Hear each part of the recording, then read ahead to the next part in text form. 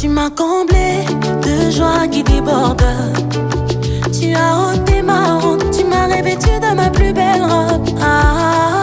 Ma Bible, le quotidien, le verset du jour. Proverbe chapitre 10, le verset 22, je cite.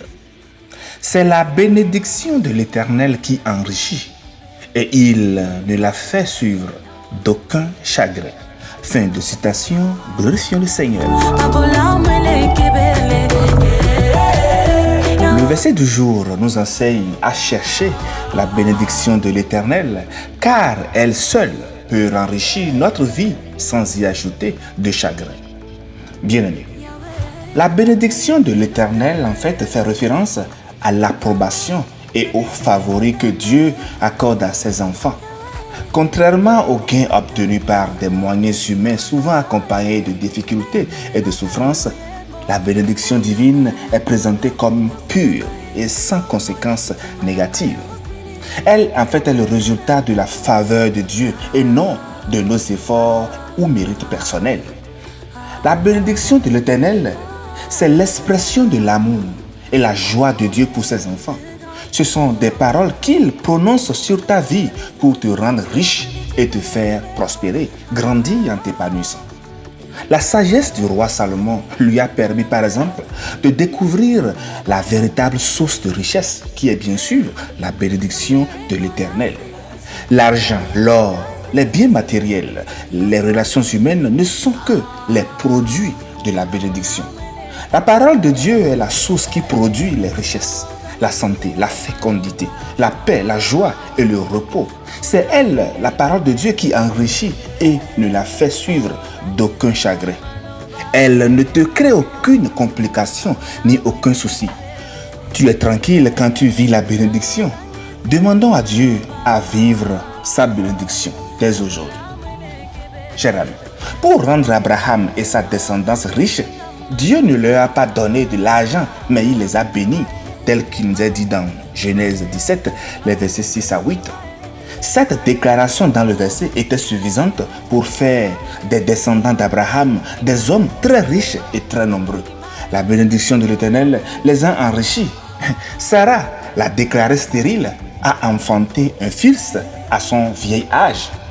La bénédiction qui était proclamée sur la vie d'Abraham a produit une très grande postérité, des terres, des richesses financières et que sais-je encore. Jésus a accompli une œuvre extraordinaire à la croix de Golgotha. Il s'est donné en rançon pour te racheter de la malédiction de la loi, comme il nous est dit dans Galates 3, le verset 13. La malédiction de la loi, c'est une succession de paroles que l'Éternel avait prononcées contre tous ceux qui désobéissaient à la loi. Deutéronome 28, les versets 15 à 68. La malédiction avait donc de graves conséquences, notamment les maladies et la pauvreté sur la vie des personnes qui désobéissaient ainsi que sur leur progéniture. Mais gloire à Dieu pour le sacrifice de notre Seigneur Jésus-Christ. Il est devenu malédiction pour toi qui crois et qui entre dans l'alliance avec Jésus-Christ pour que ta vie devienne bénédiction, comme il nous est dit dans Galates 3, le verset 14. Dès la création, Dieu a béni tous les êtres humains sans exception. Cependant, la bénédiction du païen est éphémère, mais pour toi qui es uni à Christ, tu es définitivement libéré de la loi du péché et de la mort. Tout ce qui est mort, stérilité, pauvreté, maladie, perd sa force sur ta vie. Amen.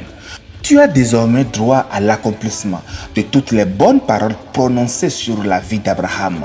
Plus précisément, tu obtiens la grâce de la prospérité, dis Amen, de la bonne santé, de l'abondance, de la fécondité, de la multiplication et de l'expansion. En fait, cher ami, toutes ces grâces entrent dans le package de bénédiction. Tu en deviens donc un bénéficiaire légitime, un ayant droit, un riche héritier du royaume.